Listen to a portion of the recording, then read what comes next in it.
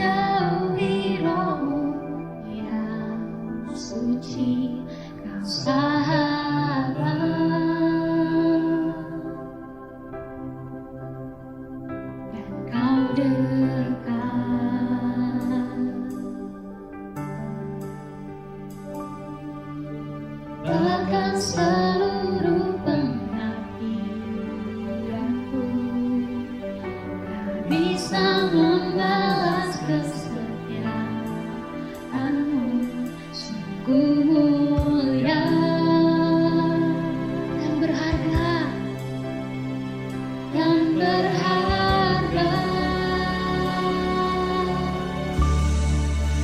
Sungguh besar pengorbananmu bagi, sambil angkat tanganmu, terlalu dalam untuk dimengerti.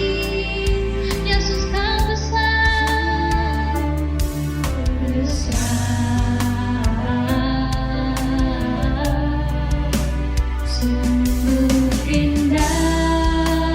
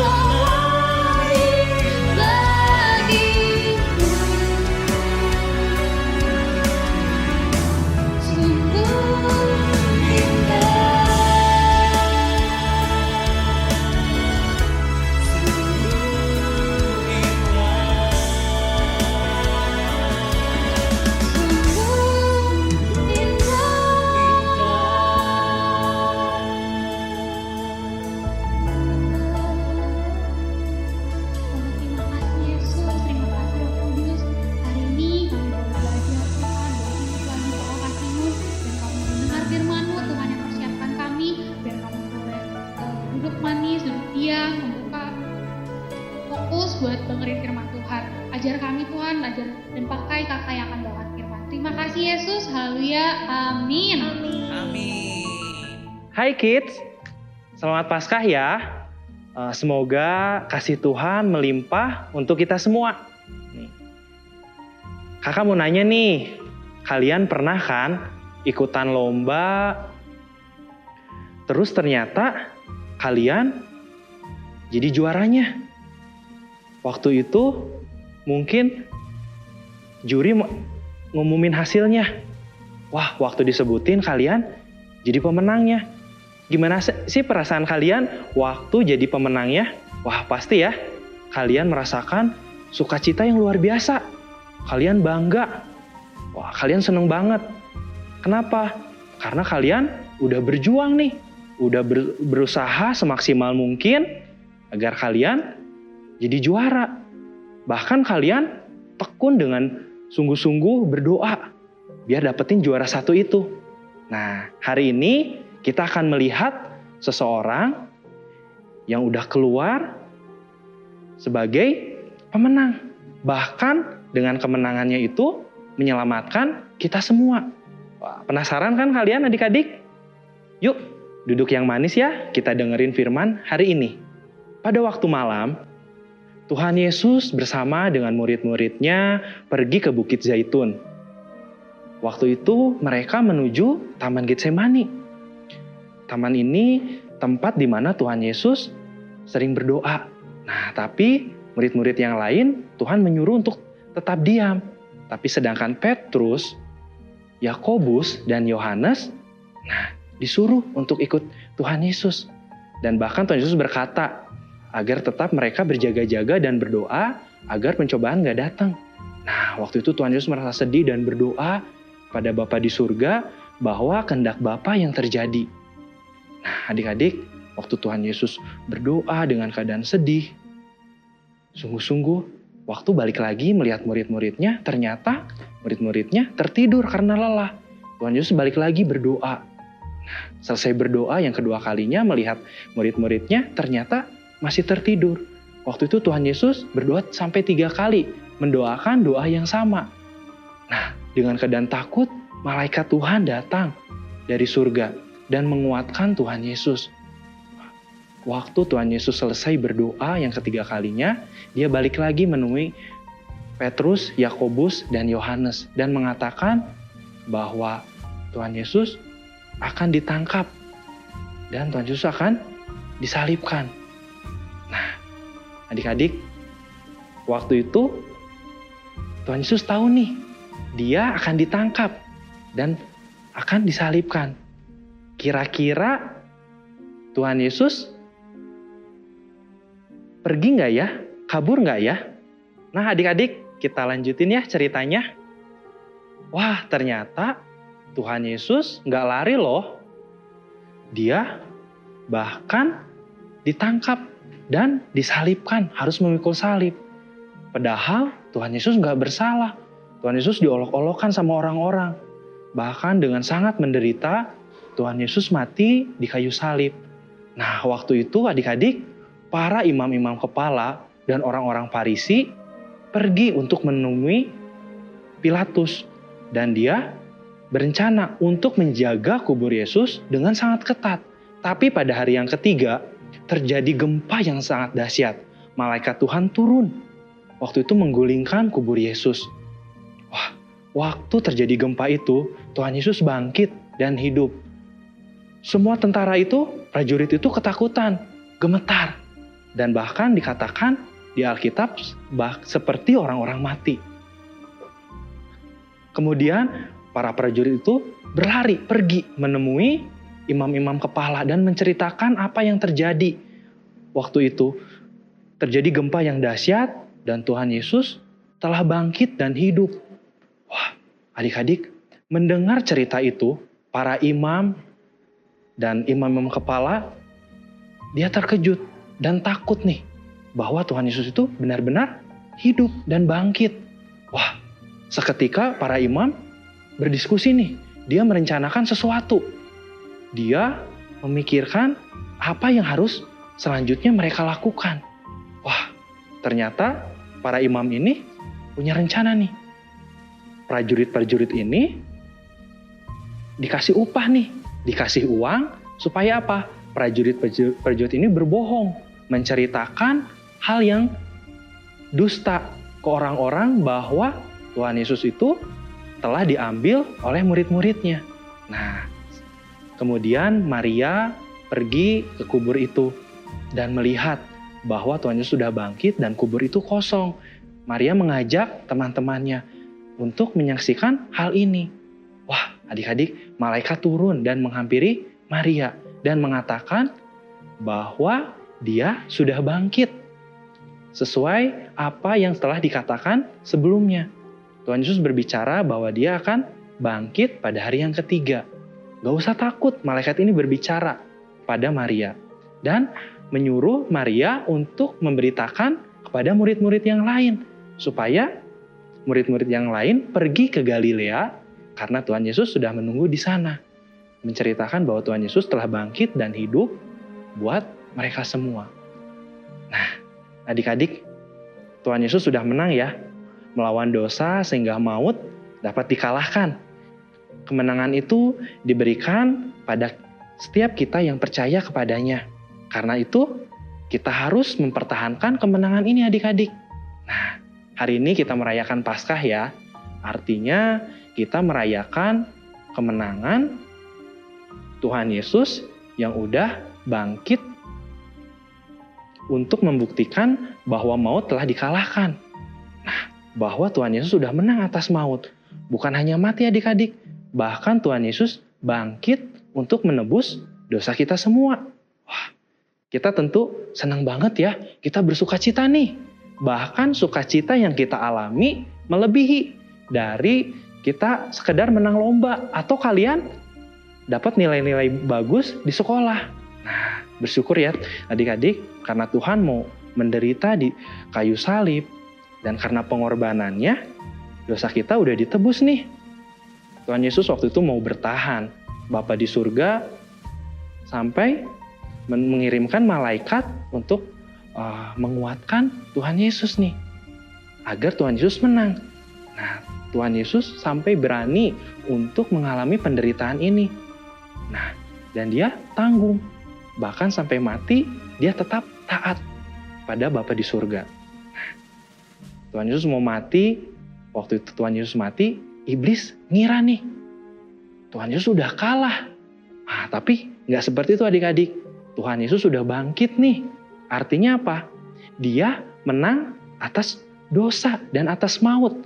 Semua ujian yang Tuhan Yesus alami selama hidupnya bisa dilalui. Nah, karena Tuhan Yesus mau disalib, darahnya menghapus dosa kita sehingga dosa kita, hati kita menjadi bersih. Tapi ingat adik-adik, iblis nggak suka loh dengan hal ini. Nah, pasti iblis melakukan berbagai cara supaya kita berbuat dosa. Nah, dengan bermacam keinginan untuk kita berbuat dosa menggoda kita. Misalnya nih adik-adik, waktu kalian berbohong, waktu kalian ngelawan orang tua, waktu kalian nyontek, nah itu cara iblis menggoda kalian. Tapi kita harus menang. Kita tahu nih, Tuhan beserta kita. Kita nggak boleh kalah sama iblis. Nah, di tahun integritas ini, kita harus ya ngikutin teladannya Tuhan Yesus. Hidup kita harus seperti Tuhan Yesus. Seperti Alkitab berkata nih di 1 Yohanes 2 ayat 6. Barang siapa mengatakan bahwa ia ada di dalam dia, ia wajib hidup sama seperti Kristus telah hidup. Orang yang mengatakan bahwa dia tinggal di dalam Allah, dia harus hidup sama seperti Yesus hidup. Nah, hari ini kita belajar ya dari teladannya Tuhan Yesus yang punya integritas. Dia taat. Dia nggak mudah menyerah. Dia berusaha terus sampai bisa menang, menyelamatkan kita semua adik-adik. Tuhan Yesus mau berjuang karena kasih-Nya buat kita semua. Kalau Tuhan Yesus sudah menang, nah kita juga harus bisa ya menang melawan si iblis. kita harus sepakat nih, kita harus sungguh-sungguh katakan tidak untuk dosa. Artinya apa? Kita jangan sampai kasih celah buat si iblis supaya kita berbuat dosa atau melakukan hal yang gak baik. Nah, bisa ya kalian? Kita sama-sama bisa merasakan Paskah ini dengan penuh sukacita. Yuk adik-adik, sebelum kita akhiri ibadah ini, kita sama-sama berdoa ya. Kita satukan hati kita. Yuk.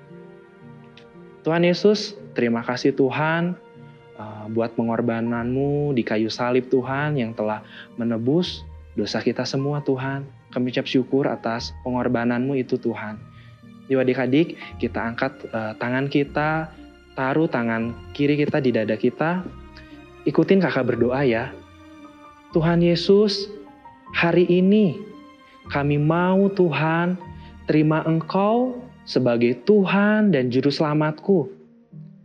Tuhan tinggal ya dalam hati kami, dalam hidup kami.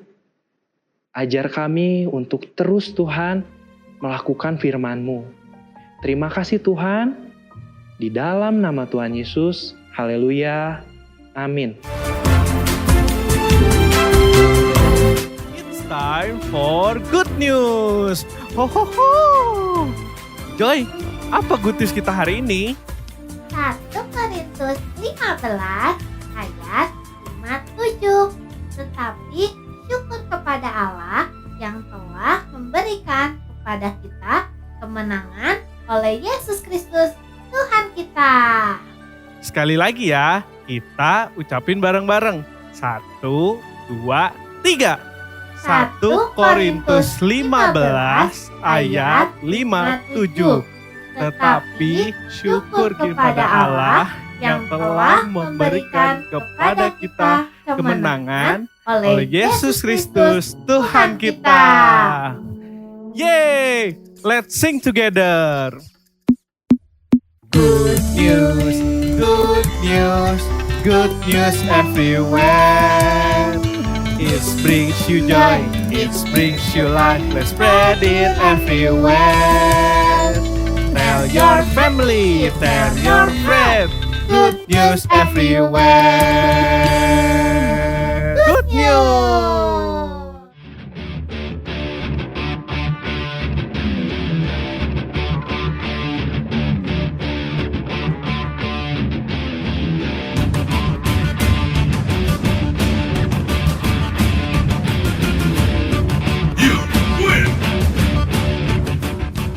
Karena Tuhan Yesus mengasihi kita, Dia sudah mengambil beban kita. Tapi kalau kita masih berbuat dosa, kita mengambil beban itu lagi yang seharusnya sudah ditanggung Tuhan. Jadi bukan berarti karena dosa kita dihapus lalu kita hidup seenaknya. Kita tetap harus berusaha mengalahkan keinginan kita yang bertentangan dengan firman Tuhan atau keinginan untuk berbuat dosa. Ingat, integritas. Apa yang ada di hatimu, apa yang ada di pikiranmu, apa yang kamu ucapkan, dan apa yang kamu lakukan, semuanya harus sesuai dengan firman Tuhan. Shalom parents, selamat Hari Paskah. Paskah kedua yang kita rayakan di tengah pandemi. Paskah berbicara mengenai ketaatan Yesus dalam rencana keselamatan dan ketaatan manusia sebagai umat yang telah diselamatkan.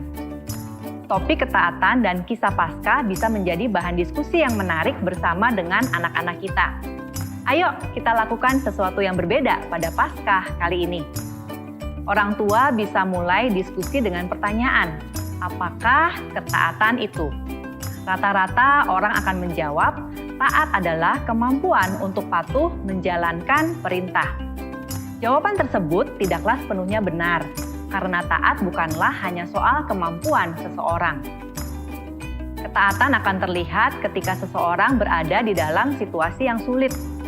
Sangat mudah mengatakan bahwa orang itu taat bila ia berada di dalam situasi yang baik-baik saja.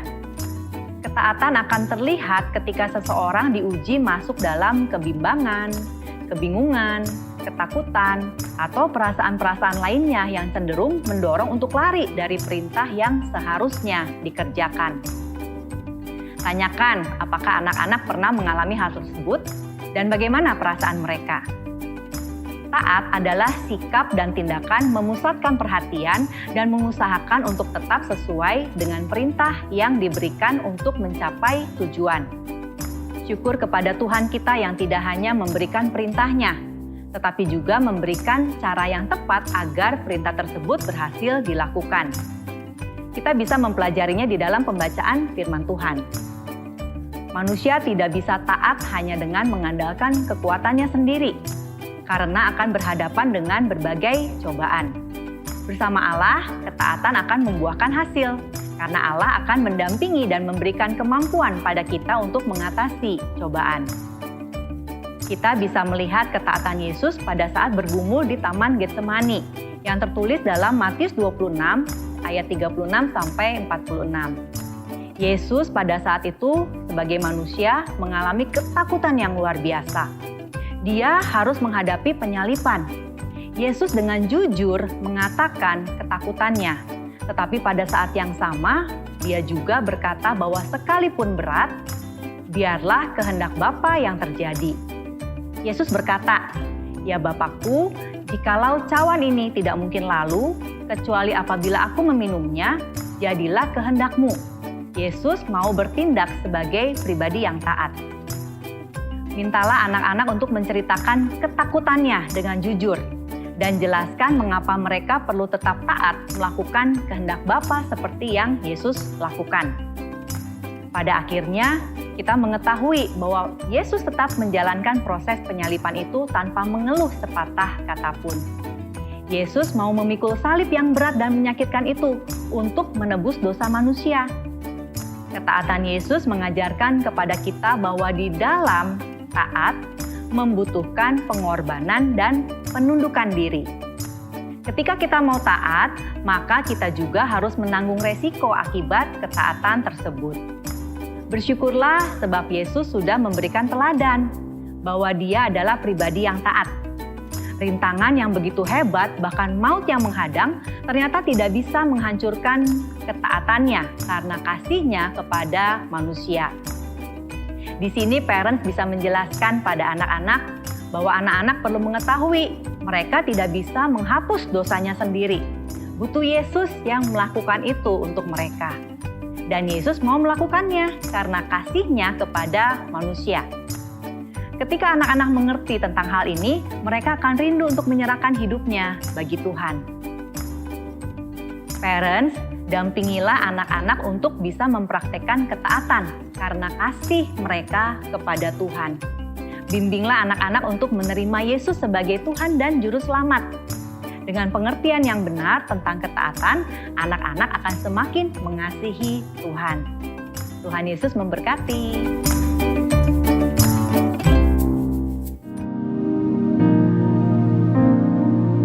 Tuhan Yesus, terima kasih ya. Engkau sudah bangkit dari kematian dan mengalahkan maut untuk kami semua. Tuhan, dengan Roh-Mu yang hidup, jadikanlah kami pemenang seperti diri-Mu. Terima kasih Tuhan Yesus. Tuhan Yesus, biarlah kuasa kebangkitan-Mu membangkitkan kami semua jadi utusan Pentakosta ketiga. Berkati Opa Niko dan kami semua untuk menyelesaikan amanat agung-Mu. Adik-adik, papa mama, kita mau angkat tangan untuk menerima berkat Tuhan. Demikianlah firman Tuhan. Tuhan memberkati dan melindungi engkau. Tuhan menyinari engkau dengan wajahnya dan memberikan kasih karunia. Tuhan mengarahkan wajahnya kepadamu dan memberikan damai sejahtera. Terimalah semua berkat yang terbaik ini hanya di dalam nama Tuhan Yesus Kristus. Amin. Teman-teman, jangan lupa untuk sebarkan kabar baik yang udah kita dengar hari ini.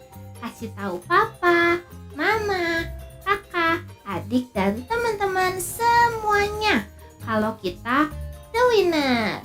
Karena Tuhan Yesus sudah mati menebus dosa kita di kayu salib.